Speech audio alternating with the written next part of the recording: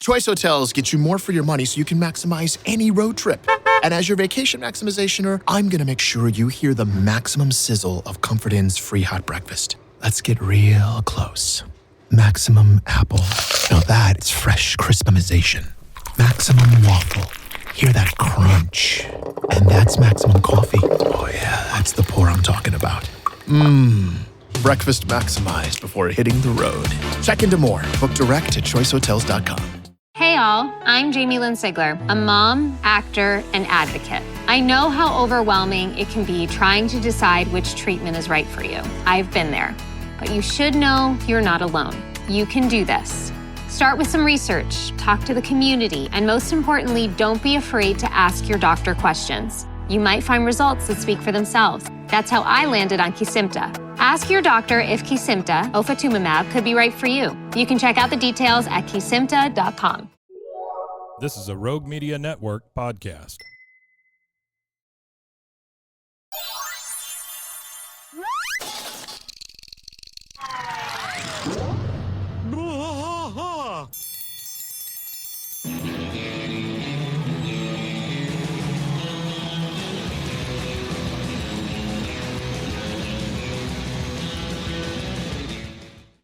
Hello. Welcome to Bois, King of the Hill podcast. I am Mike. And I am still rusty. He's rusty in a kimono. Trying to figure out where to put my hands. Yeah, I'm in a kimono. Tell us the story of the kimono. There's this app. You buy X amount of things, and sometimes they give you like little freebies. It's you got a free kimono? Temu. Yeah, You got a free Temu kimono? I got a free Temu kimono. Okay. All right, sure. It was sold as open dress front. We are at King of the Hill, Season 7, Episode 21, or Year of Our Lord 7 ABE 16. Yeah, we got a question down here in chat real quick. Yeah, what's up? Address real fast. Night and Deity. So we've got Jamie here said you guys have another podcast besides this one. Me and Mike have actually had 3 podcasts. We've had one before this. It was a David and Letterman then King podcast. of the Hill started, so we did 2 at the same time. Yep. David Letterman and King of the Hill. The Letterman one was hard to keep up with. Died off. Well, Very it was just naturally. It was a natural death. It was a really good natural death. Oh, I'm clipping. Turn you down just a bit. Yeah, I can. Thanks for Which that, one am Paul. I? 1 or Appreciate 2? I'm talking now, so the other one. Keep going. Oh, okay. Yeah. That was Is that me. better? All right. Better? Yeah. Better? There you go. Paul, tell Whoa, us if that's whoa. Hello. All right. But we get a little excited. I don't remember what I was saying now. Oh, yeah, we do have other podcasts. Yeah, Other so we had podcasts. the David Letterman one. That ran its natural course. It really was like It was hard. a good learning exercise to find out what works best for us and like mine and his rapport and things like that. Yeah. So King of the Hill, obviously, is what we do now. But we also a little crackly, but better. Turn it down just a little bit more. Turn it down just a little bit more for you. Cord. No, I don't think it's a cord. I think it's a board. I think it's that computer that's going through. But Oh, okay. okay. Yeah. So yeah, and then we've got Swimmer's Ear that we haven't visited in a little while, but we'll probably get back to that one. That's all about Adult Swim. Yeah, Swimmer's Ear. We got to work on that. I don't know. We got to go back to the drawing board a little bit and do some production work on that and get it back going. Yeah, I think you can pull that thing out just a little bit from your face too. There you go. There you that go. might Give make it a little better. Yeah. Okay, so we are doing Season 7, Episode 21, 7 ABE Season 16, 7. Night and Deity. Yep. Aired Sunday, May 11th, 2000 and trace. Dale meets the woman of his dreams when the neighborhood becomes infested with pigeons. Yeah, Hank pigeons. serves as Luanne's Flying designated driver on her rats. birthday, only to end up getting drunk. Womp, womp, womp, womp, womp, womp, womp. So this one is directed by Gary McCarver and Clay Hall. Written by Judge Daniels and Garland Testa. I don't know that one. Okay, so do we know Garland Testa? Garland Testa we have talked about before, yes. The writer? Yeah, we've talked about that writer before. Okay. I can't remember exactly. Roseanne, that's what it was. Roseanne. Oh, it was a Yeah, Roseanne Garland, and then Okay. Caroline in the City. Caroline in the City. Wow, that's a show I haven't heard in a long time. Yeah, I heard it Okay, didn't last very long. So we are at the Hills, the King of the Hills driveway. Yes. There's a big banner up over the garage that says Great American Backyard Bird Count. Because all of a sudden, Peggy is counting birds. She's for counting some reason. birds for whatever reason. I No guess it's a. No explanation, no anything. Just, I'm counting birds now. Isn't there like what was it? The Great American Count Off for birds or something? The Ornithological Society, right? I think. Oh, that's okay. right. Actually, it is a real thing. Sorry, yeah, no, my bad. I'm trying to get because Artie's notes haven't hit me yet, so okay. I've got a few things in my head I wanted to talk about. So there is actually a thing. It's between February 16th and 19th. It's a citizen science-based count held every year. Citizens science-based, and yeah. So they it's called the Great Backyard Bird Count, and it's not everywhere. Obviously, I think this right here is in DeSoto, where the hell DeSoto is. Okay, so it's actually in Texas. Is that Texas, DeSoto? Yeah, so it is in right outside Texas. Dallas, So yeah, that's Texas's. So in the driveway, there's a whole So there bunch you of go. people. She's done a wonderful job of advertising this thing. Apparently, Con's there, Connie's there. There is Bill, John Redcorn, Peggy, Bobby, Luanne, Hank. There's a bunch of other people just standing around listening to Peggy, which is everybody's never there. really a great thing whenever Peggy's the only one speaking. Yeah, everybody's there. She says, "Welcome to the Audubon Society and Peggy Hill's first annual backyard bird count." And then she goes, "Ooh, look, the rare and beautiful Texas nuthatch." And they see a bird. She puts up her binoculars and sees a bird. And then she gets real pissed off at the crowd super quick and goes, "Well, write it down, people, write it down." I mean, just almost immediately, she's pissing people off. She says, you could go to, for anybody that's curious about bird counting, you could go to www.birdcount.org. They're affiliated with Audubon, the science company Audubon, Society, Cornell Lab, Birds Canada. So they lovers of Arbor Day. They actually have a lot of affiliation. Yeah, well, it's a big thing, February 13th through 16th. So we need to set that on our calendar. Can I not go outside and just count birds? You could. I have to register You that, or could, but what it is if everybody went Well, outside you and can't do counted all at one time, Yeah. we would be able to get a good accurate count. I have maybe, never right? really understood the counting of the birds. Nah, I don't I've understand never either. really understood bird counting. I was trying to find some kind of like why they do it, but Yeah. I haven't. I wasn't able to I think find they're anything bored. quick enough. I think is what that comes down to. So Peggy says, Oh, that's what it is for. It's to find rare birds. So if everybody's Boy. looking at, if everybody just, if the amount of people that are looking on a regular basis is probably not very many. But now I got it. there's I a got lot of bird bird fever. watchers, and then there's a lot of these probably bird activists. Yeah. In the bird community. I don't know.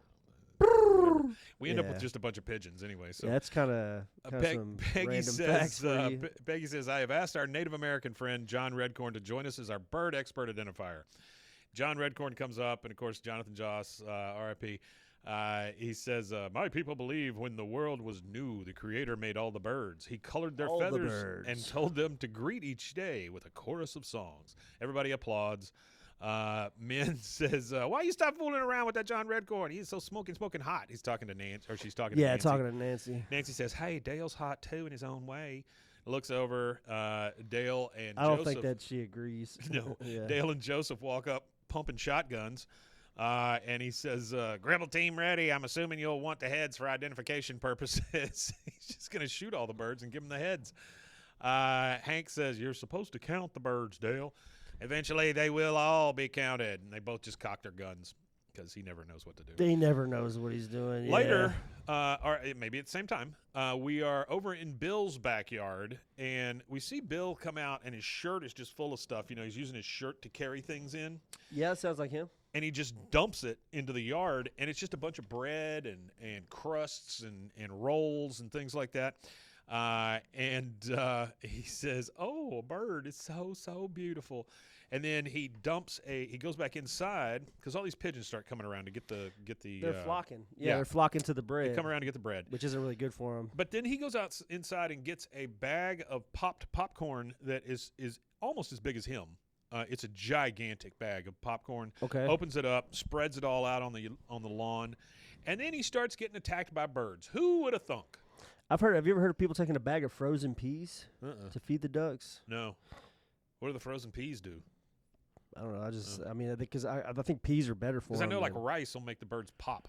Well, I don't think that they're supposed to eat bread either. Hold on, let me see. Frozen peas for birds. So yeah, they could eat. Apparently, you cook frozen mixed vegetables for parrots, so you'd have to cook them.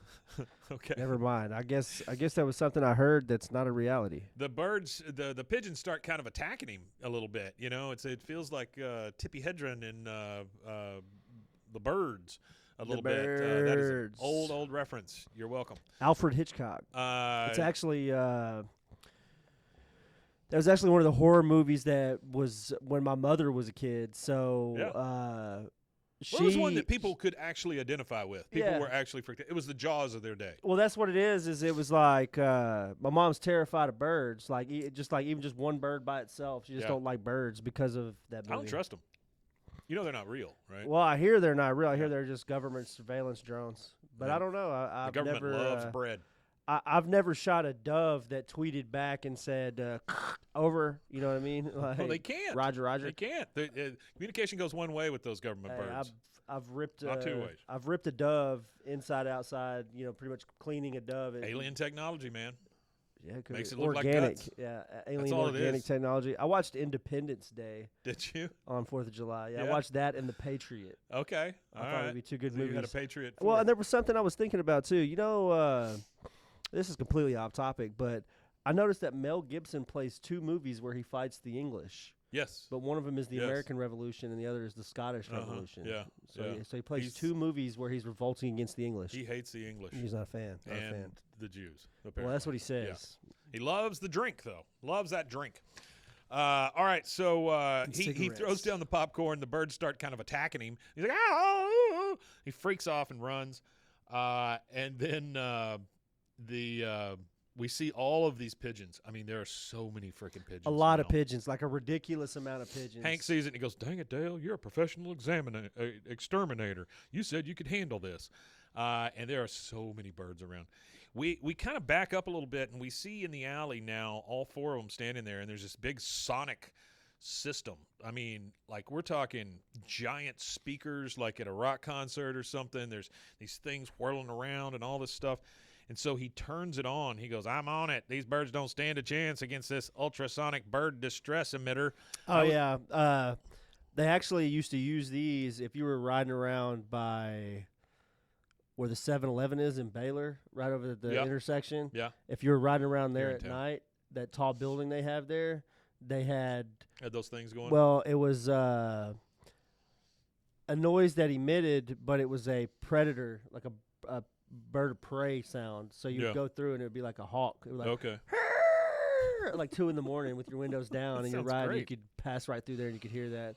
And that's why we're in the Guinness Book of World Records. What is that building that's right there next to Foster's Pavilion? Is it like all the offices for the Baylor? It used to be an office building, and now it's owned by Baylor University as their like Paul J. Giamatti building or whatever. I don't know. It's just like an office, like offices or something. Yeah, but I think it's where you go to pay for your classes. Honestly, oh, okay. I think it's something like that, like business office. Like a business office. Okay. This is not interesting to anyone.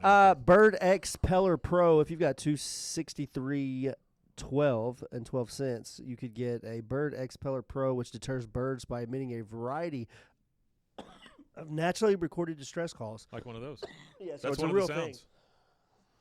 That's one of the sounds. It's just Rusty coughing. Wow. Birds fly away. Sorry about that, guys. You're good. Hank is upset because Dale's supposed to get rid of all these pigeons. He's supposed to. And then Dale says, I was up all night listening to the sounds that'll drive you crazy. He turns it on. Everybody just immediately covers their ears. The birds freak out. They fly away. They're freaking out. And then Hank's over there like, how long does this have to go on for? Dale says, forever. And then he starts chasing pigeons with a giant owl, like one of those plastic owls that's supposed to scare them away. He goes, scram, move, scoot. They use those. Yeah, those are actually deterrents. He goes, go. I can't get inside these pigeons' heads. Bill, you're a filthy flocking animal. You got to be careful how you enunciate. You're a filthy flocking animal. Would this scare you? And he holds the owl up to him. And Bill goes, oh, no. He goes, that's it. This job's too much for me. It's time to bring in the big gun, the top shelf pigeon exterminator of Heimlich County, the pigeon god. Hank says, well, great, call him up. She's a woman. And are you a fool? This pest control world isn't your fuzzy-colored propane candy land where you just call people. To get the baddest of the baddest ass, promises must be exchanged, payola paid, reputations put on the line. Bill says, sounds kind of scary. Oh, it is. And then some, if the pigeon god or to her parents, Sheila Refkin, Ph.D., decides to stoop down to help our pitty little cause, it'll be as if witnessing the beginning of time. I mean, that's a hell of a thing. Time. That was a crazy description, yeah. Hell of a thing. Crazy-ass description. We go over to the Hill Kitchen where Luanne runs in. She looks at the date on the fridge, and she goes, oh, 3 more days and I'm 21. Woo, this is so exciting. I'm going to be so much older and mature. Oh, So there gives some age indicator of how old she is. She goes, oh, I'm going to really get wasted at my party, so would one of you guys be my designated driver? And so it's Hank and Peggy and Bobby there. And Peggy immediately stands up. I'd love to. She goes, wow, thanks, Aunt Peggy. Peggy says, I will make your birthday party so much fun. I can be there to gently remind you, as a daughter of an alcoholic, you have a genetic gun pointed at your head, and with every drink, you're adding another bullet to the chamber. Which would then be, her doing that would be the. What a way to piss on the campfire. That was rough. Yeah, that would be pot calling the kettle black. Oh, boy, you're not kidding. Oh, so immediately after hearing that, Luanne goes over to Hank and says, would you be my designated driver? He goes, no, I don't no. She goes, it's okay, Uncle Hank. I just drive home drunk. There's so many great things I can crash. This is pretty smart of Luanne, honestly. It is very smart. She goes, there's so many great things I can crash my car into. A ditch, a telephone pole, a busload of babies. He goes, oh, fine. That's rough, yeah. He goes, fine. And then Peggy looks at Bobby and says, Bobby, eat your chicken. He looks out. And their backyard is just covered in pigeons. He goes, I can't eat this. They're watching me. That's really Bobby's only line in this thing. That is Bobby's I can't only eat line. this. He doesn't talk They're very much in this episode. Oh, it's crazy. All right, we're at night. Which is okay. Yes. At night, we've got Hank in bed. Dale starts, or we hear a tapping on the window above their bed. He gets up, he looks out, and it's Dale staring at him there. Surrounded by pigeons, by the way. He goes, I did it. A meeting has been arranged with the pigeon god's assistant. We leave in 5. Pigeon flies off with his cigarette, which I thought was a really great little addition there. Now. Oh, the pigeon smoking a cigarette? Yeah, I like that. Off with his cigarette. He flies off with a cigarette in his mouth. So why does Hank go? He always goes with these guys, and he always regrets it. Really sure. He's just such a good friend. So they're parked in an alley downtown in the Bugabago. All 4 guys are in the van, by the way. All 4, yeah. Yeah. It's a journey. Yeah, it's a journey. He goes, he's not here yet. It's a setup. Oh. And he sees a van drive up with a grasshopper with a hammer next to it on the side of the van. So this guy goes around hammering grasshoppers, I guess. That's a cool ad. Yeah, I didn't notice that. I missed that. It's a grasshopper and a hammer. That's a cool way to market yourself. The van drives up. Yeah, he gets out and he goes, oh, be cool. And then he goes up to the guy, and I'm gonna destroy this. I promise you. Okay, well, I actually had the translation for it. Okay, so he goes, Echo, yeah, whatever. He speaks a language that we don't speak. So when you translate that selection, let me pull up the full translation page. It says. By the way, while he's saying that, he takes a rat trap and just throws it over there and snaps a rat, which is actually a pretty cool move for Dale. I mean, just to chunk that thing over there and snap. The guy responds with, the first thing he says is, I love the dove god. I love the dove god. And the second thing he says is, Dale is a ninja, blah, blah, blah. No. If only. No. Blah, blah, blah is here. He wishes to be there tomorrow. He wishes to be there tomorrow. Okay. Yeah. I don't know how that works together in a sentence, those 2 phrases, but that's what the... Well, I'm assuming you're saying I wish to see the when you say dove god, it's probably... I love the dove god. Yeah. I love the dove god. And then yeah, I guess that makes sense. Yeah. I love the dove god. He wishes to be there tomorrow. So we're back in the alley. Yeah, that makes sense. We're back in the alley. I just overthought it, I think, a little too much. And Dale says, Ireland's best exterminator is coming to our alley. What should I have her sign? My canister, my traps, my face? And then she drives out. She's very pretty. She gets out of the van. He goes, oh, my God, if I start acting like a fool, take me out with this poison. It's a little dramatic. Hands poison. She, as she's walking over, a pigeon flies by. She just catches it out of the air, throws some glue on its feet, and lets it go. Dale says, "Oh wow," which is crazy. Why would you just put? Well, she tells you here in a second. Yeah, she does. I mean, it's just a weird. Who scene. is this? Who is this playing her? Oh, the voice actor for Sheila Refkin is Janine Garofalo. Okay, I don't have. Yeah, that's her name, right? Janine Garofalo. She's a comedian. She was in. She was on the Majority Report, wasn't she? She's in a bunch of stuff. She was on radio too, right? Majority Report, I think is what it was called. I don't know about that. I don't know about her. She was a radio. co-host. That's where I know her from is radio. She's but because she was on a bunch of stuff. She was on Ben Stiller's show, Larry Sanders, Saturday Night Live, Truth About Cats and Dogs, Wet Hot American Summer. Wet Hot American If Summer you grew up is in a that ridiculous movie era if and you've you were ever a seen teenager, you probably know who she is. Yeah. Yeah. She did a lot of those. She did a news radio episode. Yep, she was in news radio. She's been around a lot of these people. As she's walking up, she goes, "How y'all doing? Sheila Rafkin, Heimlich County Pest Management. This is one impressive infestation." She's looking around at all the pigeons. Yeah. Was this neighborhood built on a landfill? Dale comes up. It could have been. Actually, I know it doesn't. Like again, it's another irrelevant thing to most of the people here. But if any of our fans are listening that are from Waco, you know where it's the Stella Maxi Project housing, the government housing units on Herring. Yeah. Right there used to be a landfill. Oh, yeah? Not where they are, but right now if you drive over there's like a lot of construction going on. Yeah. There used to be a big mound there of just like a big hill. Huh. And I drove by it. Well, yeah, all the pigeons. You pop it and they all bust out of the hill. Yeah. But like a magpie, like a you know how many magpies can you bake into a pie? Right. No, but my dad, when I was a kid, I drove by there and I asked him. It's just something that's always stuck with me. I said, well, "Why is that big hill there? It's just a random hill." And he goes, "Well, that used to be that used to be like the Waco landfill, one of the landfills that they had before they moved out to Hewitt. Kind of out there, you know. At that time frame when that was a dump, it was like still a dump. 60s, 50s, 60s, 70s. Like my dad was a little kid, so it had to be like the 60s, 70s. So Dale comes up real quick. Dale Gribble.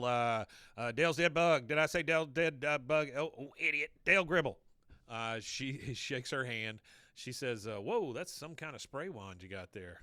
You happy to see me? Bet you can blast one hell of a gopher with that thing." He goes, "I could blast through a horse to get to the gopher." Not sure why the wand makes a difference. Not sure why you would blast through a horse. Later, Sheila is on a ladder. The guys are down on the ground watching. And Dale is talking to the guys. He says, "Look at the way she applies that chemical. She has clearly read the directions," which I think that's a great line. And then Boomhauer, "Man, that dang old cheetah looking all pretty like that, man. I'm talking about my bedroom, not talking about no pigeon, man." She shouts down from the ladder. She says, "Dale, honey, would you mind grabbing a caulking gun and helping me out?" Hank just says, "Do you know how many years I wish Peggy would ask me that?" I mean, that's a pretty good line as well. That is a good line. That's a good Hank Hill line. Dale comes, too bad for him that Peggy doesn't like handling cock too very much. She does not like cock. Yeah, they're very prudish. Prudish home. Dale comes up on the ladder. I heard that she just stuffs used rags in holes instead of using caulking to fix things. She's that afraid of caulk. Well, she's afraid she's going to block it. She don't want to be a caulk blocker. Yeah, she doesn't want to be a caulk blocker. Yeah. That's right. So he gets up on the ladder, and he's got his caulk gun, and he's like trying real hard, and he's shaking, and he's so weak. He goes, "I don't deserve to be administrating chemical next to an exterminator of your magnitude. I'm also not licensed to." I love just the little throwaway lines. I like the truth in it, though. Yeah, the little throwaway lines. Yeah, I'm not licensed to. Well, no, you're not licensed. She takes the gun with him and goes, "Oh, Pooh, you have to squeeze the trigger gently. Just pretend like you're holding a pretty girl's hand. Pigeons hate anything sticky on their feet. When the gel gets on their foot, they fly away because they can't handle the sensation." That's a real thing, though. Like I would imagine with like exterminators. You know how like every other trade, they all have like side work they go do. It's the same thing with the exterminators. So there was a guy I knew that he had to come. It was a rent house that we had rented out, and we had to have an exterminator come in shortly after we had moved in. And it was like one of those things where the guy that I live with, It was like a lady he worked with's husband or something like that. Yeah. But what the guy would do is when he ordered all of his chemicals for the week, he would have his side job set on the weekend, and he would order the chemicals or whatever out of his own pocket to cover his whatever they were going to pay. Because, side jobs, you're supposed to make more money than what the company is actually, or less, whatever it ends up being, whatever whatever you want to charge. It's up to you what you charge, kind of thing. But that's just one of those professions you don't think of somebody being unlicensed and doing. No, that's true. Handling chemicals and stuff like that. That's what I think is funny about Dale. I wonder if Dale's licensing issue is due to him losing his licensure instead of him just not ever having it. That would be cool if they would. I wish that would have been addressed more. I bet he just never got one because he hates the government to begin with. Well, I'm not, like I said, after a certain part of King of the Hill, I'm not super well versed on it, so I don't know if they ever address it. It's not something I remember, but I wonder if they ever addressed how Dale becomes. Yeah, I don't know. I don't know if that's an in exterminator. Yeah, I might have missed that one. He drops the caulking gun, and you just hear from the ground Bill going, "Oh!" because it hits him on the head, I guess. Yeah. We're back in Nancy's kitchen with her and Peggy, and this is Peggy speaking. And then Luanne ditches me for Hank. I have driven for 20 years without an accident, one that wasn't my fault anyway. Nancy's watching outside the window. She's watching Dale and Sheila and the kids. Hey, Artie, we Matanya to you as well. Nancy kind of squints her eyes out. She's watching outside. She goes, "Who is that woman?"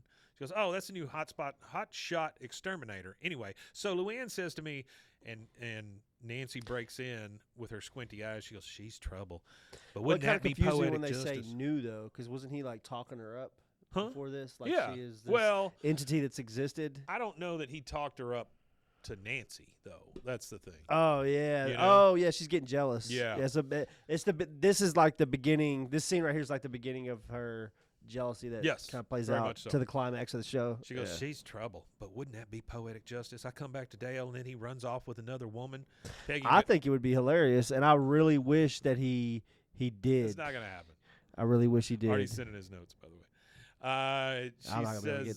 She goes, "Oh, I would say it's ironic, but you're the one that it's happening to. You can call it whatever you want."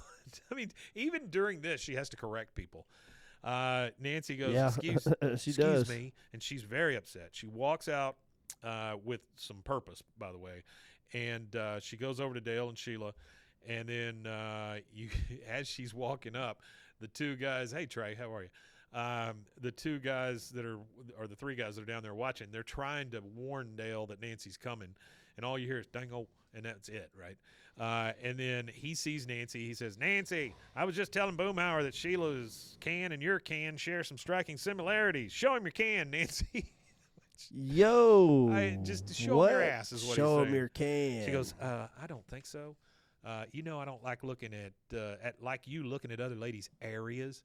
He goes, "How can I help it? She's got your hot bod and my hot mind. It's like some science experiment that's gone horribly right." Then you hear from on top of the ladder, "Dale, honey, could you bring me up the Johnson's Pestigo Bird Repel Gel 320 milliliters?" He goes, "Oh, man, I could talk about Johnson's Pestigo Bird Repel Gel 320 milliliters for the rest of my life." Okay. He goes, "Hey, Nancy, could you grab it for me? It's right behind you." She looks in the little pile of tools and chemicals they have over there, and she can't tell what the hell's what. She don't know. Yeah. She finally hands something to him. He goes, "Oh, you have no idea what it is." He goes, "Oh, I shouldn't laugh at you, but when you picked up the diazinon, I got to send that to Bugs and Giggles." He gets up the ladder with Sheila and Nancy. Bugs and Giggles. Bugs and Giggles. So the second one that he mentions, because we looked up a chemical that one time Bugs too. And no, diazinon's a real thing. Yeah, it is. So it is an organophosphorus insecticide used to control pests, insects in soil. Yeah, well, because it's organic and it's a phosphorus a phosphoro based chemical. Pesticide. Yeah, pesticide. So phosphorus is something that soil uses. So the soil, it'll help with bugs in soil is pretty much what it does. But it's a colorless to dark brown liquid, and it was developed by Seba Geigy in 1952, which is sounds like a Nazi. Swiss. Oh, close. Very close. Maybe a Nazi or two in the building, but not Nazi. So Nancy is not happy. He goes up the ladder with Sheila, and that is our first commercial break. We will take that, and we'll be right back. There it is.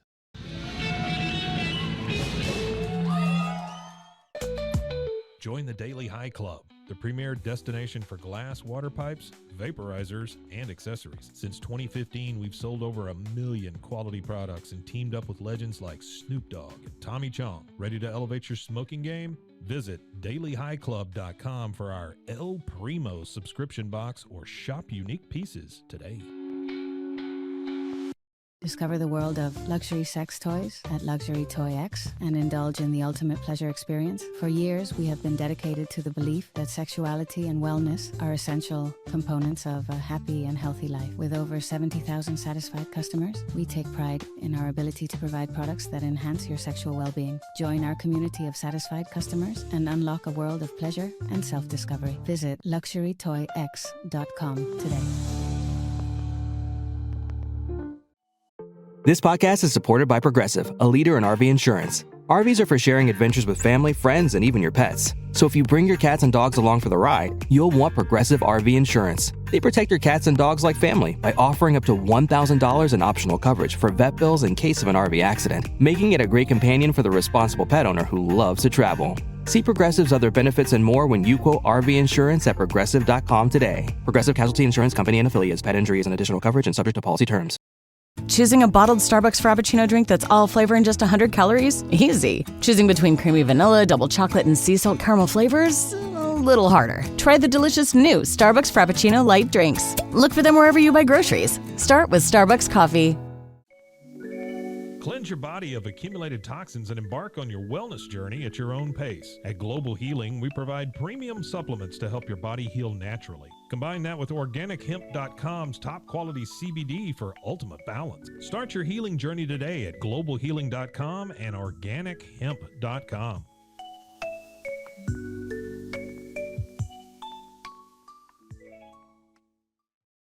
I'm Hunter, the founder of Hello Cake, and today we're digging into ED meds.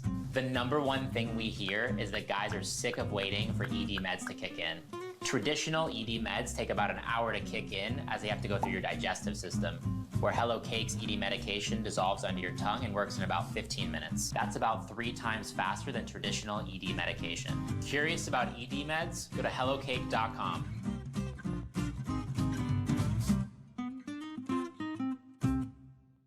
Relax with Hemp Delicious. Organically grown hemp, massively blended with delicious organic herbs, responsibly sourced for their holistic benefits. Each sip offers calming, antioxidant-rich wellness. Brewed just for you. Sip the calm with Hemp Delicious. Find your blend at hempdelicious.com. Yeah, like we missed the Pink Floyd's The Great Gig in the Sky when he helped the pigeon. Yeah. He's just going over some references. Down, yeah. Going over some references that we missed. All right, so we're in the alley with Bill, Boomhauer, Hank, and a bunch of freaking pigeons. By the way, you guys, I hope that you enjoy those commercial breaks because, listen, you know, we play those kind of commercials on all of our shows, right? Yeah. All of our video type shows.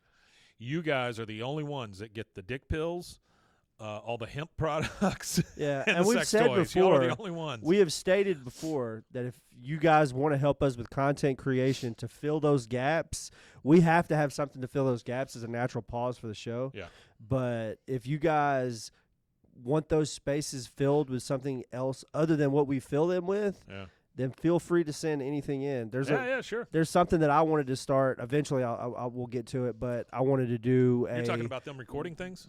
Well, them recording things and sending them in or whatever, but weather in your neighborhood. That way I would do like localized weather for us, obviously, but then a fan gets to whoever I pick that week. I'll do our week forecast for like from Monday out. And then I'll do ours from theirs and ours from. What Monday is it? out. Family Guy, where they go to the weatherman and he goes, "It's raining. It's raining." Yeah, that's the whole thing.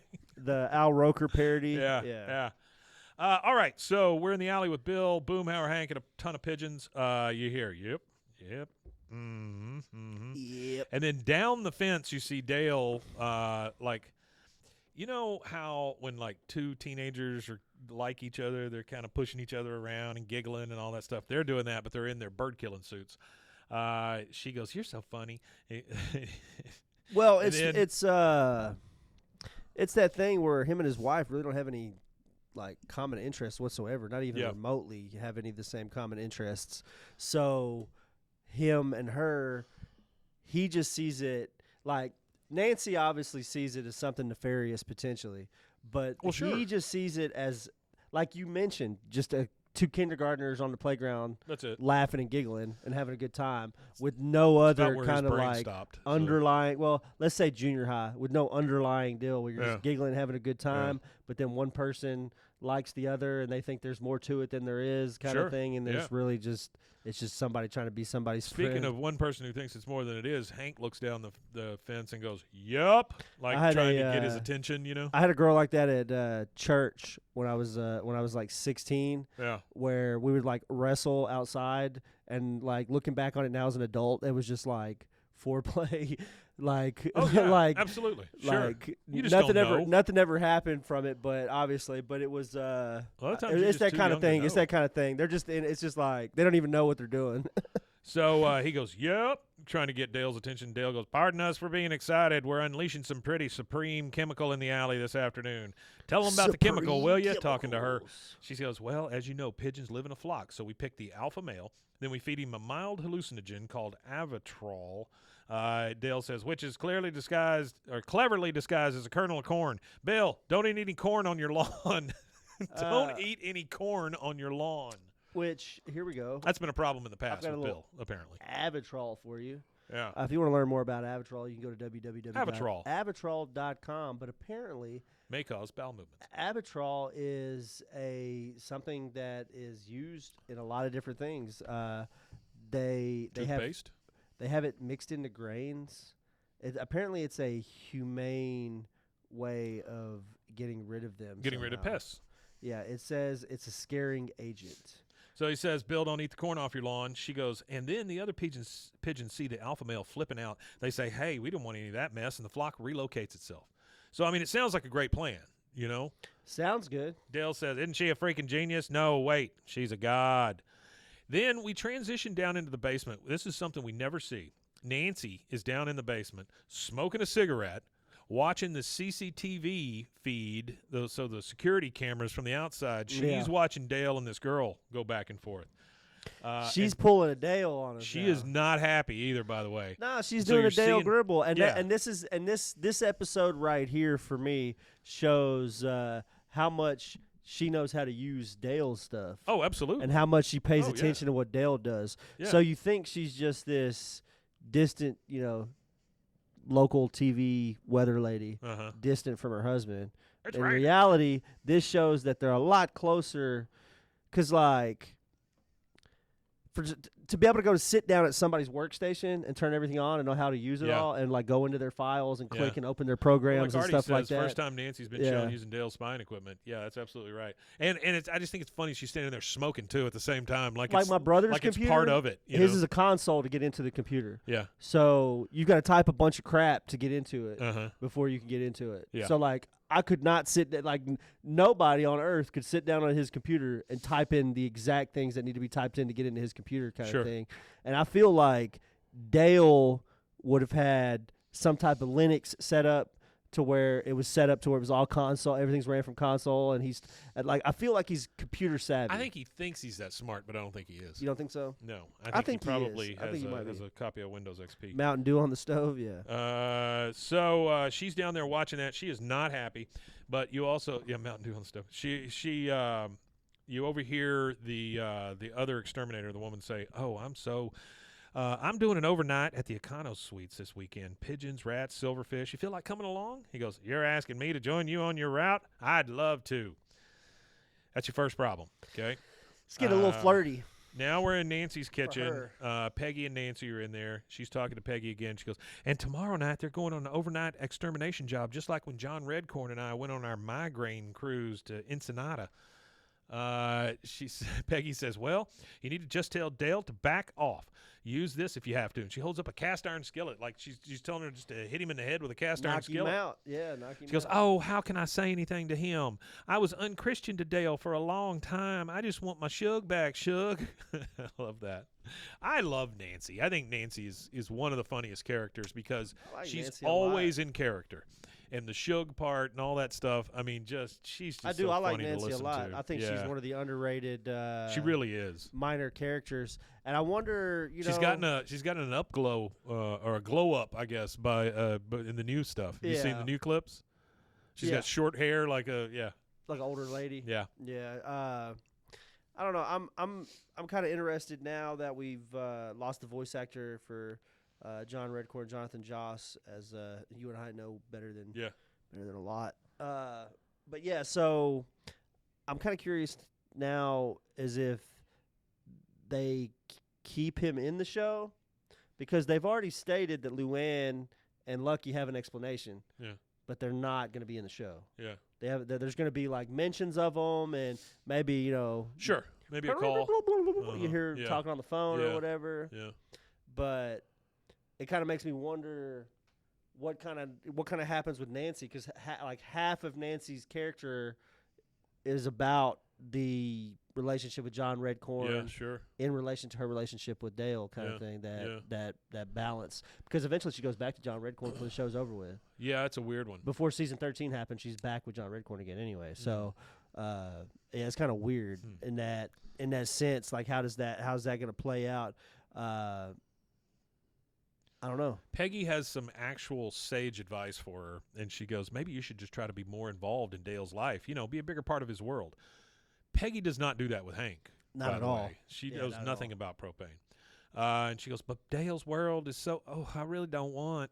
And she goes, no, I wouldn't either, but you seem to want to save this thing. I mean, Jesus. All right, so now it's the alley at night. It's just Luanne and the cooler. She looks down. She checks her watch. It turns to 12 a.m. She puts on one of the pointy party hats, and she gets a beer out of the cooler and takes a sip. And she's just like, yep, mm-hmm. So happy birthday, Luanne. She's now 21. Happy birthday, Luanne. Artie says Peggy totally discounts the Gribbles' marriage as a joke. Yeah, that's true. That's true. She does. She always, and that's one of those things where she interjects things that aren't her business, like the intricacies of their relationship. You can't, just because she's cheating on him, you don't get. That's not yours to discount. No. She's already discounting it herself, but it's not yours to discount because Peggy knows better than everybody. You don't know all of the nitty-gritty, intimate details. Yeah. So it's just best to not get involved. Just stay the hell out of other people's lives. Now, if they were closer friends, it might be a little different, but they're like... I don't think you can be a close friend with Peggy. I don't think anybody can be I a don't close think friend with Peggy, no. Because Peggy's going to screw you. I don't think with Peggy. One way or another. But honestly, if I had a buddy who was in this situation, I would have to tell my buddy, hey, like, if my buddy was John Redcorn, like, I would have to be like, what you're doing is wrong. Continue to do what you do because you're an adult, but just know that it bothers me. Because my thing's like shit or get off the pot. Well, it's a trust thing. Really, it breaks down to like a trust thing. Like, if the one person that you marry that you're supposed to love and did all these vows and did all this and did all that with, and you're willing to do that to them, me as your friend, what are you going to do to me? My issue with that is always the lying, because you have to look at your partner and lie to him every single day. Yeah. But anyway, so it's Luanne's birthday. She is now 21. It is. She is 21. She celebrated by herself in the alley. Now we go to Dale's house, and you see Nancy wake up. Luanne went from 19 and a half to 21 between season 4 to season 7. That's true. Yeah, she did. That's all right. She ages differently than other people.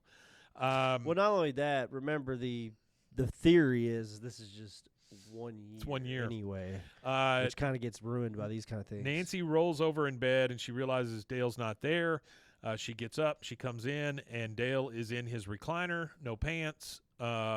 Jeffersons are on because they always are. And not Jeffersons, Sanford and Son is on because it always is with him. He's on the phone. He's like, I totally agree with you, Sheila. The second Lionel Jefferson was much better. I guess it is Jefferson's.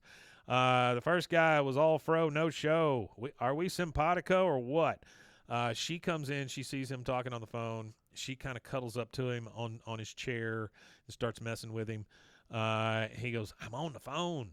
He goes, Sheila, let me call you back. He hangs up. He goes, fine, here's my ear. Touch it. Like he's over there messing with his ear, and he goes, fine, here's my ear. Touch it. That Lionel Jefferson thing, I had a deal for it. Yeah, because the actor got replaced. He got replaced. Yeah. Actually, there's been 4 actors to play Lionel Jefferson over the course of All in the Family and All in the Family reboots and things like that. So you've got D'Urville Martin. He played in 2 unaired pilots. Artie says the original left to co-create Good Times. Yeah, I don't know about that. But what I do know, D'Urville Martin, he did 2 unaired pilot episodes, and you had Mike Evans, who played him from 71 to 75 and from 79 to 81. And then I believe this is his brother, because they're both got the same last name. Maybe they're related. I don't know. But Damon Evans played him from 1975 to 1978. So it was kind of weird. He was played by one guy from 71 to 75. This guy stepped in for like 2 or 3 years, and then that other guy came back. Well, when to you think finish about it Lionel off. Jefferson, though, he was like hardly ever on the screen. Yeah, he wasn't. So he wasn't that important of a character. Yeah. So Nancy's sitting on the side of the chair. He's now off the phone. She's kind of flirting with him. She goes, "I killed a spider in the kitchen today. I cannot explain the rush I got." So I was thinking, there must be all kinds of fun stuff to kill on your route. Mind if I tag along? What a phrase. There must be all kinds of fun stuff to kill on your route. That is a great phrase. He goes, "I don't know, Nancy. It takes a special kind of lady to do what I do." I can be a special kind of lady. I don't think she knows what she's asking for. Because we now go out to a looks like a baseball diamond. Yep. Also looks like there's craters everywhere. There's explosions going off. They're shooting gophers. He is chasing gophers down, throwing little bombs in their holes. She is freaking the hell out. He goes, "Nancy, shoot it." She goes, "This is what you do." I mean, she freaks the hell out. Yeah. This is what you do. That's right, blah, blah. All right, so. I like that. That's funny. Next thing we see. They're out there packing up the truck with Sheila, and she goes, "So I'll pick you up at midnight." He goes, "Honk twice so I don't shoot you." Okay. So let's see. She shuts the garage. Nancy comes out to talk to Sheila, and she goes, "Sugar, Shuggy, Shug. I just wanted to come out here and give you a little present for including Dale on this big job tonight." So she's trying to get rid of this chick, right? Nancy's trying to shuffle her off to Buffalo there. She goes, "It's a gift certificate. I figured a hard-working woman like yourself might enjoy a nice massage." The girl says, "John Redcorn's New Age Healing Center." Sounds relaxing. Oh, yeah, we know what she's trying to do here now. Goes, we know what she's trying to do. She goes, "Make sure to ask for the migraine special." That's the migraine special. Oh, look, the certificate expires in 2 hours. You should go now, and pushes her in the car like, "Get out of here." You know what I think? You know what I like about this John Redcorn happy endings thing? I think it breaks the stereotype of it being, like an Asian massage parlor with a little Asian woman. Yeah. Instead of it being a small Asian woman servicing a man, Yeah. it's a big 6-foot Native American guy, Big dude. big 6'4" Native American guy servicing middle-aged women. Artie says Nancy's now pimping for John Redcorn. Well, I think the funny, and I never really thought about it. This is like an original thought that I'm coming up with right now, top of my head. When you really think about it, like how most things over-sexualize men as being the horny ones and wanting this and wanting that, and I think that's the cool thing about the John Redcorn thing is it's showing that middle-aged women too also have those carnal needs that that they go seek out. Women have carnal needs that are filled by large Native American men. Sure. Yeah. Saw that on a bumper sticker one time. We should get it made. We need to. That's one thing we need to sit down and discuss is bumper stickers. No, merch. Oh, okay. We got to get like a merch store. We need to send out our stickers. Yeah, that too. We're at John Redcorn's trailer. It's nighttime. She is down on the massage table. Of course, that means she doesn't have any clothes on. She's just got a towel over her. And he says, "Are there any special areas you'd like for me to focus on?" She goes, "Well, Nancy Gribble said I should ask for the migraine special." So immediately he starts unbuttoning his shirt and oiling himself up. Like he knows what those words mean. She goes, "I'm sure Nancy told you about the time I cured 4 of her migraines in one night." She goes, "Actually," by the way, he puts "Let's Get It On" the stereo. Let's get it on. She goes, "Actually, I'm really more Dale's friend. It's weird. Dale and I have only known each other a few days, but we have this almost primal connection, like bugs do." He says, "To receive the full benefit of my therapeutic massage, you must quiet your mind." She goes, "Oh, I can't help it. I'm so excited about my job tonight. Dale and I have so much fun together. The other day, as a practical joke, he put a dead possum in my igloo cooler. We laughed." Okay. Hank is we're back at Hank's. Oh yeah, Artie says, "What are these stickers you speak of?" Yeah, I know. Hank is looking through his closet, and it's him and Peggy in the bedroom, and he goes, "What am I supposed to wear to Luanne's birthday party? I need something that says I am not some weird old guy in a bar. I'm here against my will." She goes, "Some kind of designated driver you are. Pressure's already too much for you, huh? Well, God help Luanne." I mean, good God, Peggy, Jesus. You hear the girls outside say, Peggy "Happy birthday, Luanne." Huh? Peggy gets on my nerves. Oh, she very much so. I don't know why. Like, I hate to, because we do talk down on Peggy a lot, but just know that's a fan preference. Just know you as a fan that listens to our show have preferences about the show that you like or dislike. Nancy is just a character, or not Nancy. Peggy is just a character that she reminds me of, like, accumulation of like 2 or 3 people that I knew in my life. Yeah, they were educators. Sure, and they sucked, and they made my life a living hell. And they remind me so much of Peggy because they could never be wrong. Be damned that a 12-year-old or 13-year-old kid might know something about the world that you don't know about. And you can't be wrong. I had a teacher, specifically 5th grade. Yeah. And like parent-teacher conferences, I think your kid needs to be on Ritalin and Adderall and all these drugs and stuff. Sure. You know, that kind of thing. Oh, well, that was one of her arguments is that, oh, well, my son is on all of these behavioral modification drugs, and they've helped him, and he's doing immensely well. Her son's sitting there in the corner just staring at the wall. Yeah, and he just zonked out. And my mom was like, yeah, it's never going to happen. But that teacher or whatever, she singled me out within like the first few weeks of school, and I was just like in the front in a cubicle.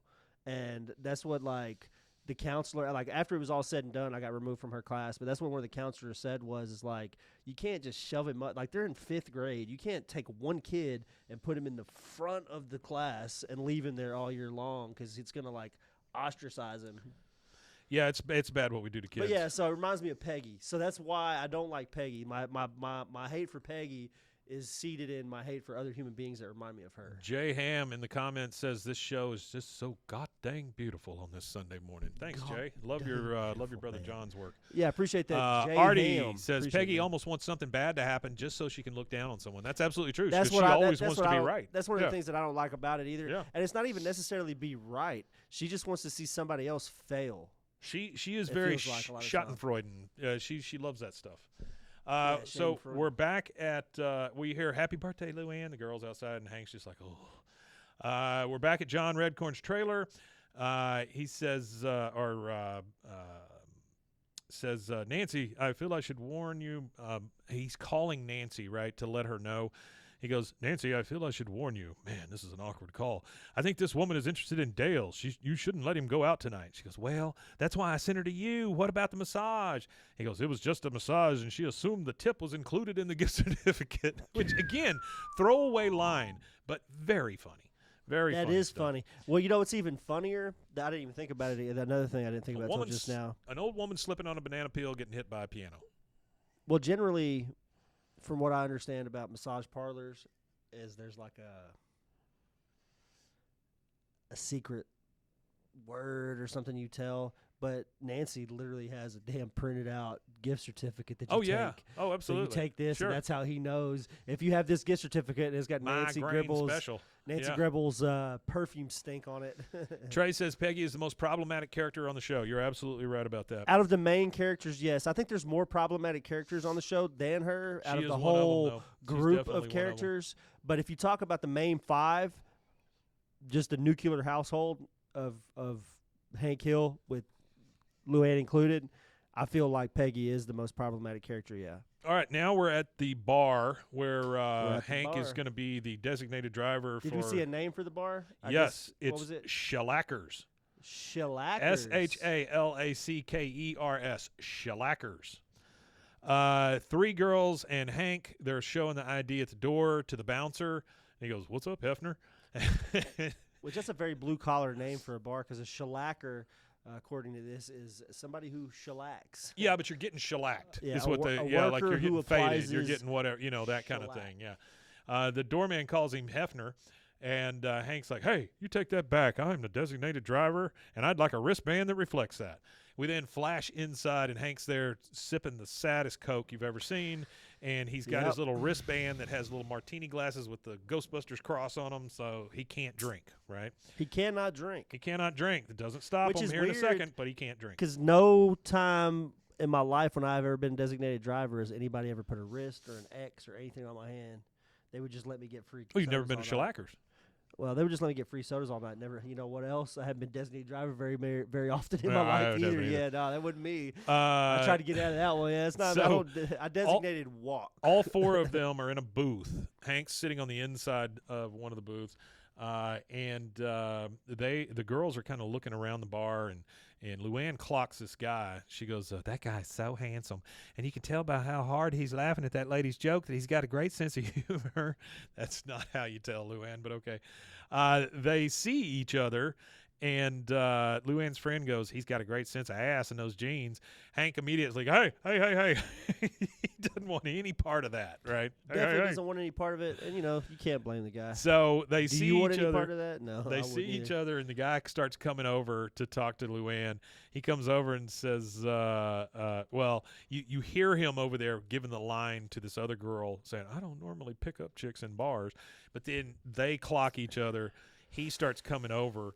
And Hank's like, oh, God, no, I can't be here for this. He gets out and starts wanting to get out of the booth. Then he walks over, and the guy says, hey, what's your name, beautiful? She goes, it's Luanne, but you could call me beautiful. I'm totally floating in a bar. She's just so happy that she's in a bar. She's flirting with somebody. Speaking of bars. Yeah. So most people – their first experiences with bars, 18, 19, 20 years old. I grew up in bars. So my mom managed pubs. You were shaped by them. Well, I was. You grew up in the darkness. I was shaped. Yeah, I mean, there's an element of like anxiety that comes from that. Yeah, for sure. Like whenever I'm in crowded spaces. Yeah, I mean, you're 11 years old. It's like 8 o'clock, 9 o'clock at night. Yeah. You're at a bar and you got all these weird characters in the bar and stuff like that. But Cheers made it look so fun. So by the time, there's no bars. There's no bar in Texas in any of these rural towns or anything like that. You might go to Dallas or Austin or San Antonio or Houston and find a bar like that. But if you're going to be in Papa Joe's, a little podunk, when I think of bars for like Hank Hill and them, I think like honky tonks and stuff like that. Those kind of little slightly rough around. They're just not fully a biker bar, but a lot of bikers show up to the bar kind of feel, kind of thing. But that's the one thing that at 21, I had my 21st birthday in a bar. And after that, I was like, I've been in bars since birth. Like, I learned how to read in a bar. I wasn't in a lot of bars, but I was drinking by the time I was 15. So I actually learned how to read inside of a bar. Oh. I learned how to read. Yeah. B-E-E-R. I used to sit with a phone book. Oh, yeah? I used to sit with a phone book, and my mom used to do, like, recognition stuff. Like, this is getting sadder by the minute, Rusty. The find more you tell me about find this. a refrigerator. Well, I mean, when it was that was common practice in the old country. Phone book in a bar. That was common practice in the old country. I was like 18 months, 2 years old, somewhere around there. And you could read? Yeah, I've been reading since I was about 18 months. Trey says hole in the wall is what you're looking for, Rusty. Yeah, hole in the wall. All right, so the guy comes over. He's talking to Luanne. Luanne says, I'm totally flirting in a bar. She's just loving the fact that she's 21. Hank says, I have never needed a beer so bad in my entire life. We see the guy again. He goes, I don't normally pick up chicks in bars, so he's using that same line again. But you're special, kind of like a sunrise in Italy. Have you ever been? You would love it. She goes, oh, my God, are you inviting me to Italy with you? No, Luanne, he's not inviting me to Italy. Yeah, where'd she get that from? Nobody even said anything about it, yeah. Hank says, oh, I'm sorry, but this is just so asinine. I'm going to go get another free soda. So he gets out of the booth, moves past them, and goes over to get a free soda. And then he walks to the bar. And he just kind of to himself, he's going, the sunrise, just so silly. He walks up, he looks at the bartender. She goes, you ready? He's like, he doesn't know what the hell's going on. He doesn't know what he's getting ready for. And then the crowd and lights and stuff starts happening, and the crowd starts going, Popper, Popper, Popper. They grab Hank. They put a sombrero on his head. They hold him down and start pouring tequila in his mouth. He goes, no, I'm the designated. And like, Hank is drunk.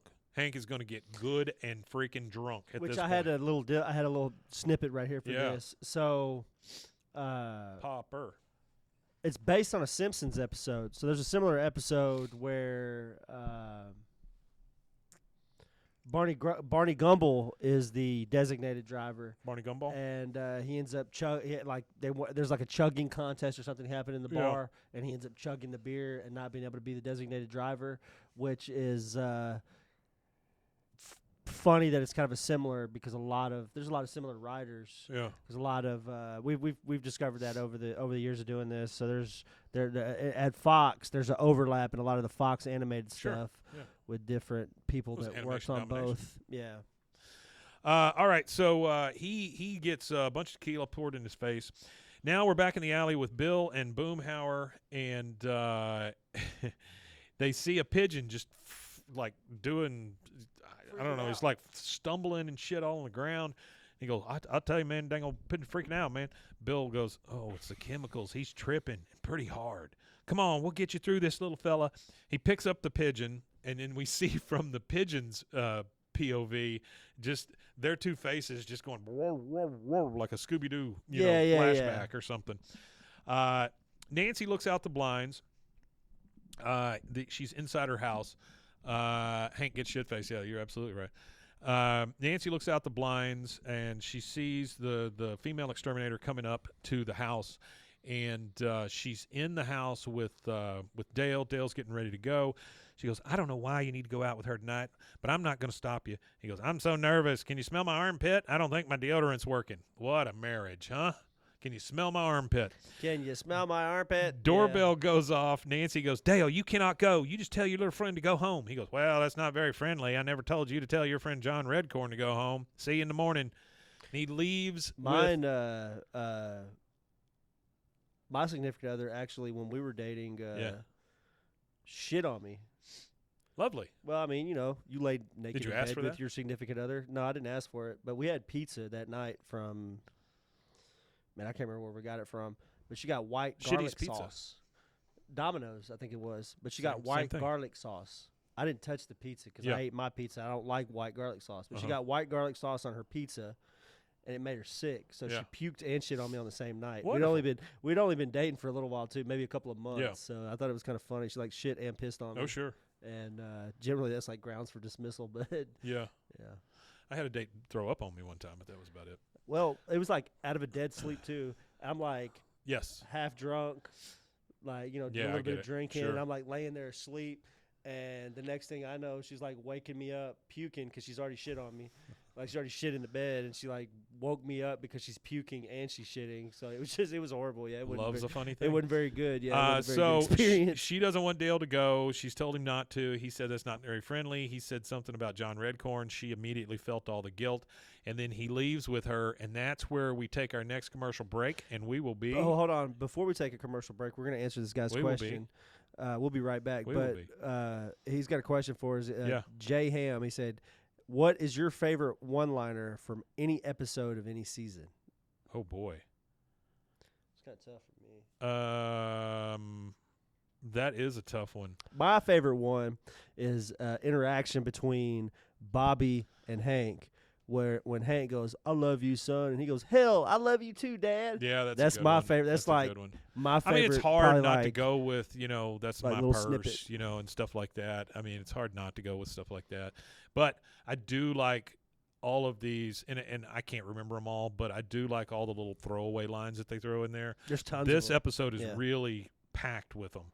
And there's a lot of them throughout, though. Yeah, there's a lot of them throughout the show where doing this, like tearing apart every episode, really see it more. Like when we're reading the scripts, absolutely do. There's lines that I didn't catch before. Well, but now that I'm reading the script and I'm reading the script with the show, and I'm kind of I go through analyzing it. I go through the entire episode, right, and do everybody's voice and put in notes and all that stuff. Yeah, Mike really goes above and beyond. But no, I'm not saying it because of that. I'm saying I even don't catch some of those throwaway lines until we're sitting here reading back going through it.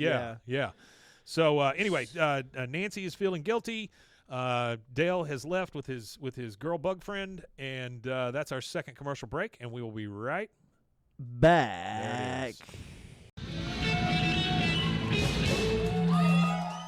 OsleyMD.com. I've always had thin hair my whole life. It breaks off at a certain length. In the last 6 months, I've noticed it just really bad. I mean, you could totally see it. I wear a hat a lot. I tried several different products. My experience with the Bosley MD hair regrowth kit was amazing. It was easy to use. It let me take off my hat.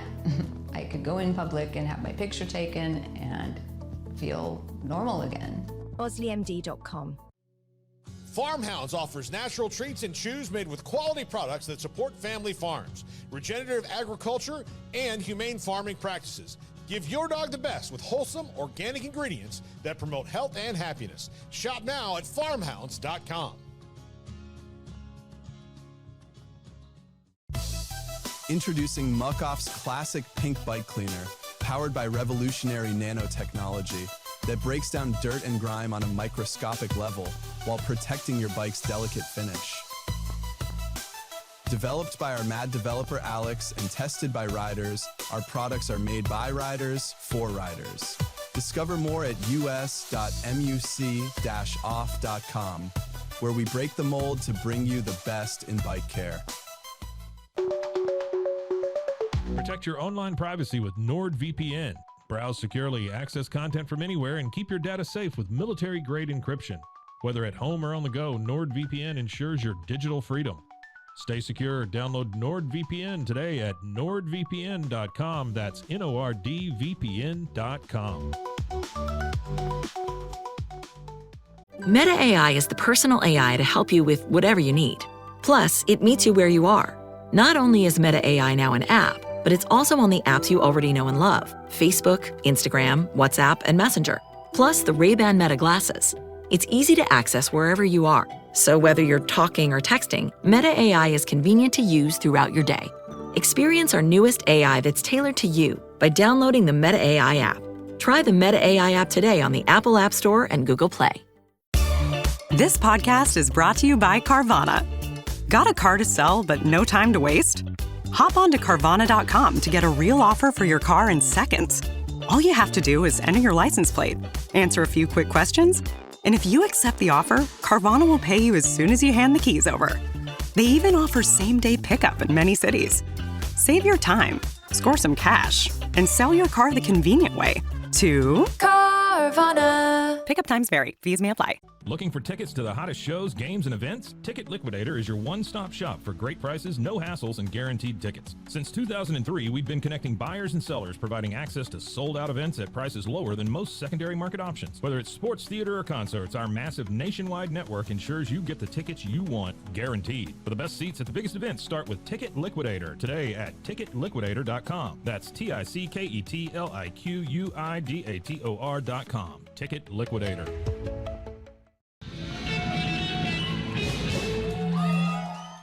And we are back. And we're back. And before we get back into the show, I just want to let everybody know, me and Mike are experimenting. Me and Mike are tech savvy. We are tech savvy. We know how to connect things together and make technology work.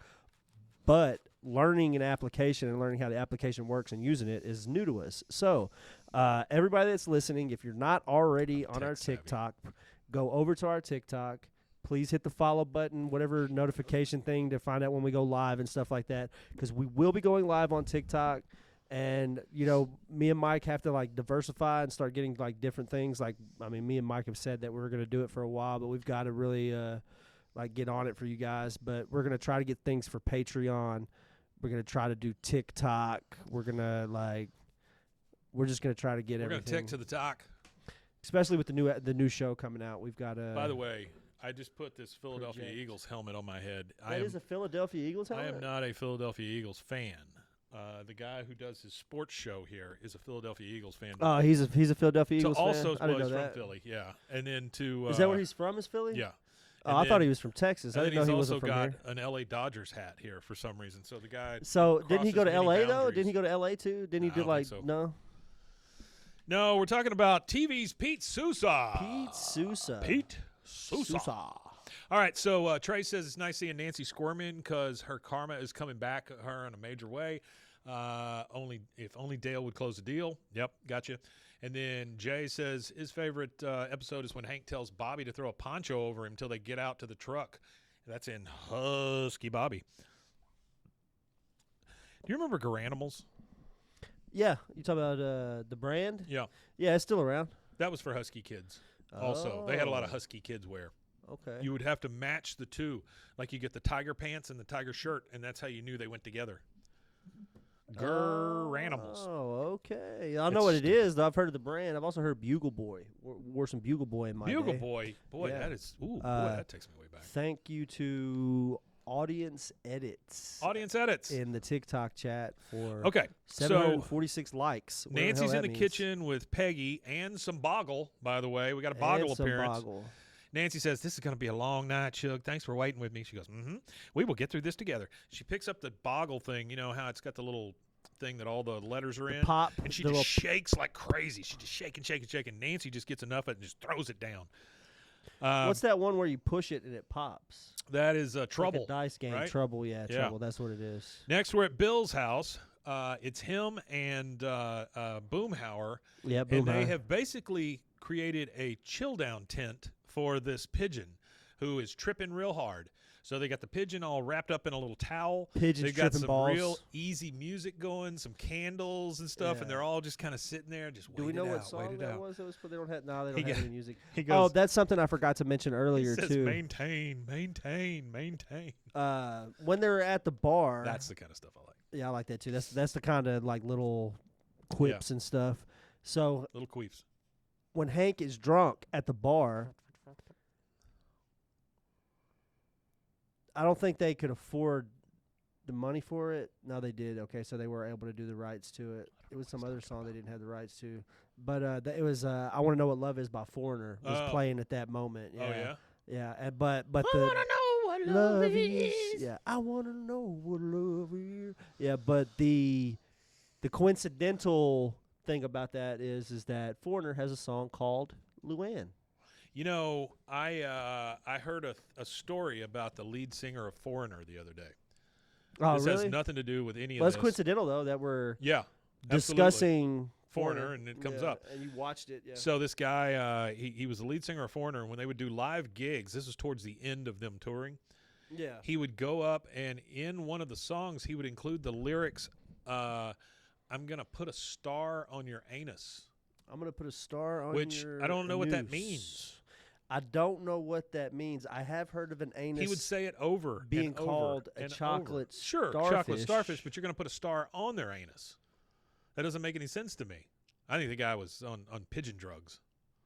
That's how you bring it all back. Where do we get the pigeon drugs? I've done horse drugs, but I've never done pigeon drugs. So they do you can get ketamine prescribed now by doctors. You squeeze enough horses. It used to be a horse drug, but they found out that apparently we're all a little psychedelic experiences with mushrooms and ketamine rewire your brain while they do it. Sure. And I don't know any of the science behind it, but apparently in that rewiring, it changes it can help change negative behaviors as well as I've read a lot of papers on alcoholism related to psychedelics and people getting off alcohol using mushrooms and things like that to get off of them and stuff.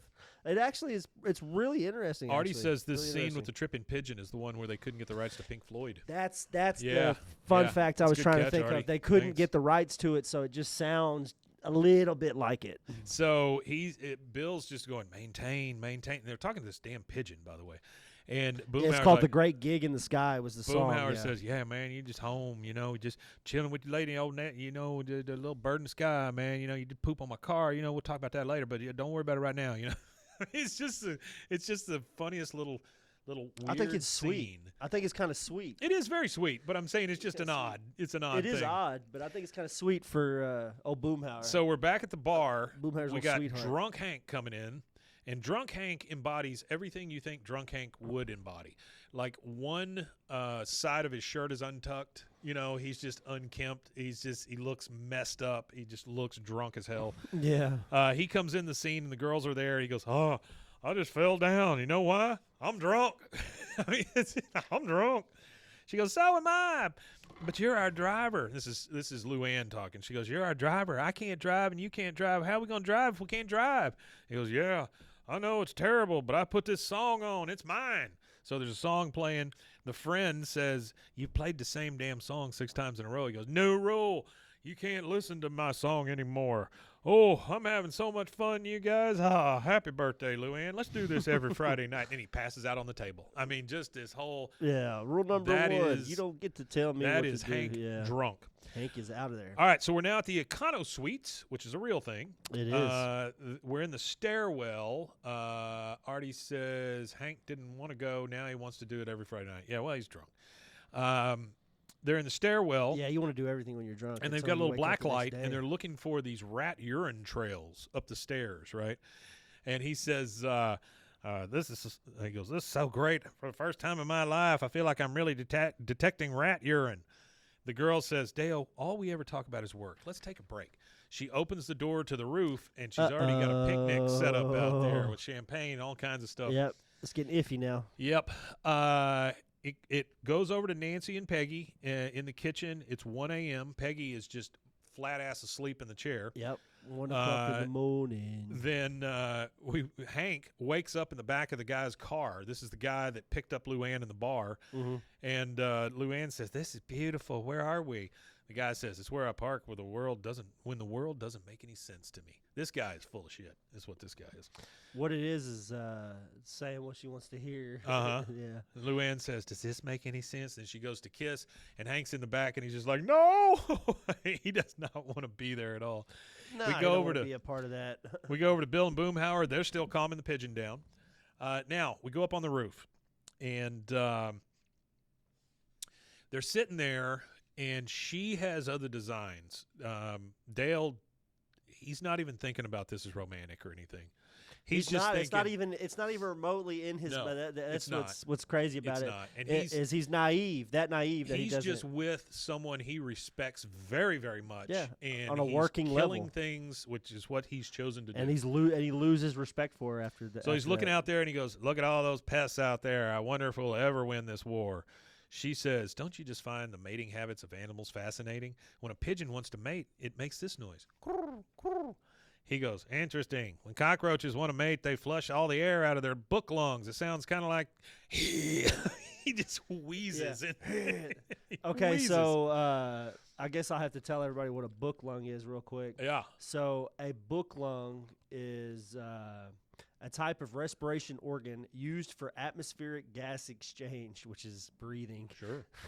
Now I'm gonna start saying that. Yeah, I can't atmospheric gas exchange right now. I'm out of atmospheric gas exchange. I'm sorry, y'all time. can come on in the elevator, but I have to atmospheric gas exchange. Yeah, but Trey says if only Dale wasn't so slow. Yeah, well, he just Yeah. doesn't think that way. Yeah.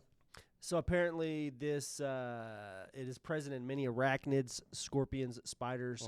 So And my ex-wife. Yeah, and my ex-wife.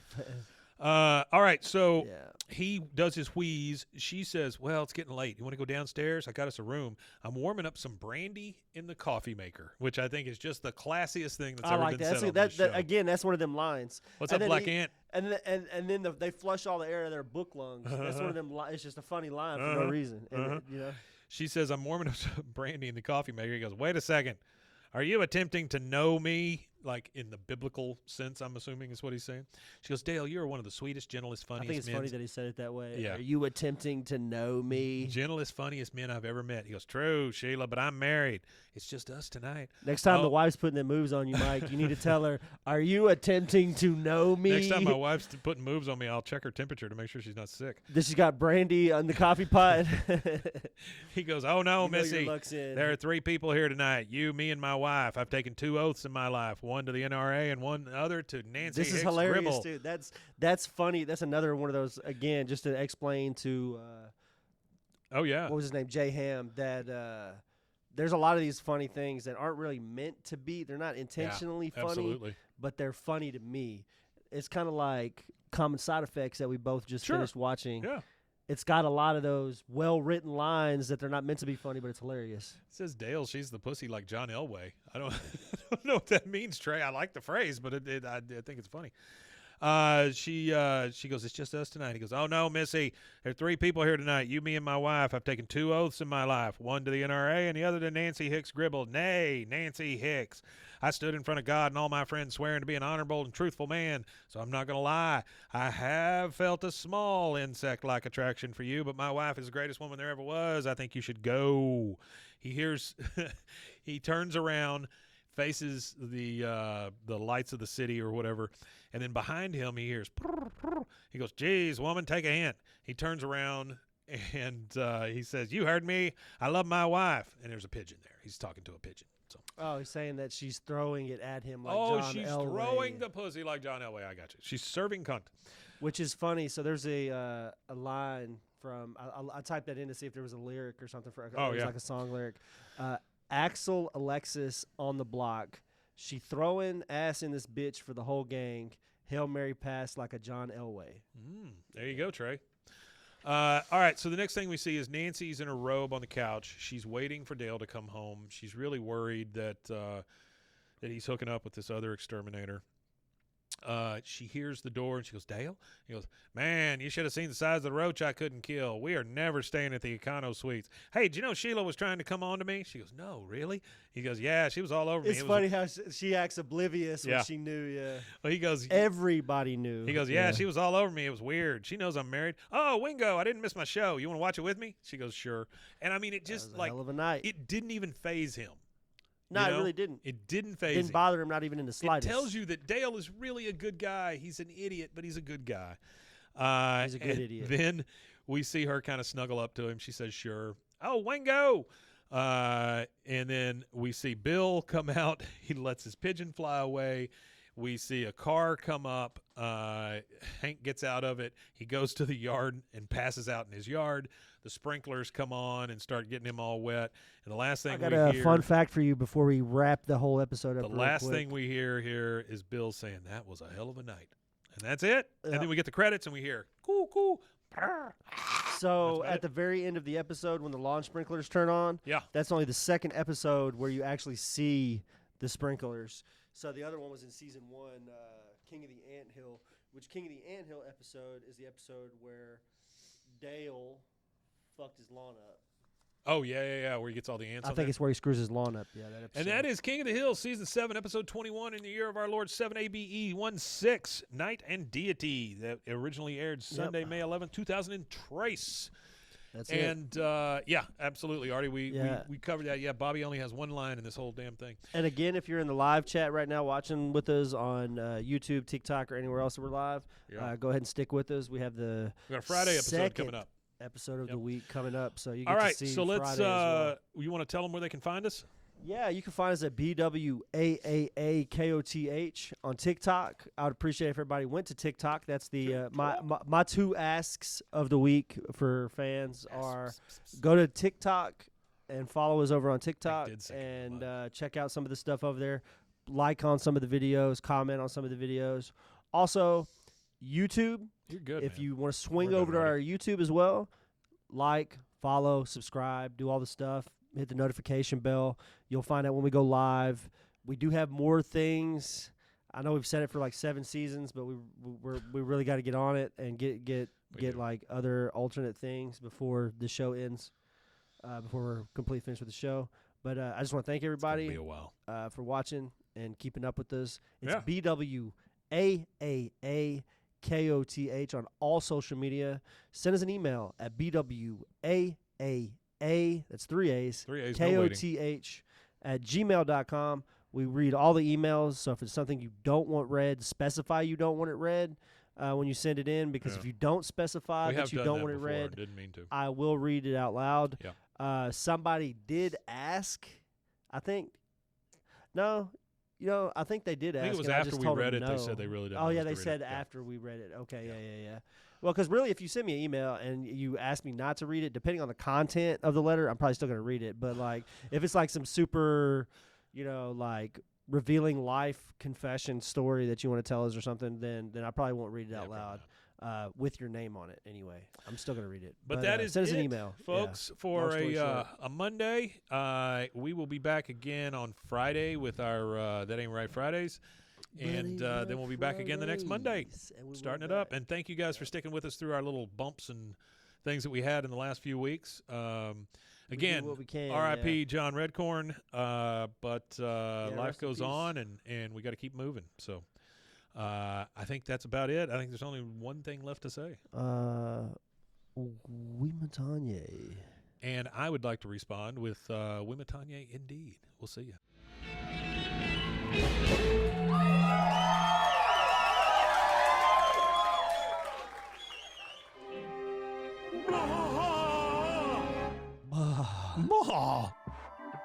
This has been a Rogue Media Network production.